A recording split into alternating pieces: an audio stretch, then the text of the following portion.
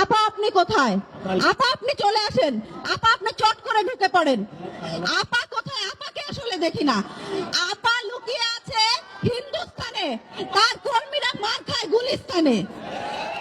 এত বড় নির্লজ্জ একটা ফ্যাসিস্ট সরকার তার কর্মীদের মার খাচ্ছে গুলিস্তানে এসে, আর এসির হাওয়া খাচ্ছে হিন্দুস্তানে বসে বসে। মানে এখন আওয়ামী লীগ তো নাই, যুবলীগ নাই, ছাত্রলীগ নাই, কেউই নাই। এখন আছে শুধু হচ্ছে গুজব লীগ আর আফসোস লীগ।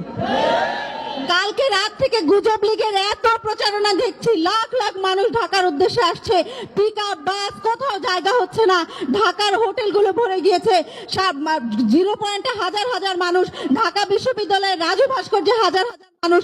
আমি শামসুন্নাহর হলে বসে থেকে রাজু ভাস্কর্যে একটা মাছিও দেখতে পাই না।